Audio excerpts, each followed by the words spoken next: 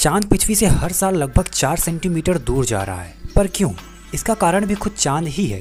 देखो, चांद की ग्रेविटी पृथ्वी के समुद्र पर फोर्स लगाती है, समुद्र को अपनी तरफ खींचती है।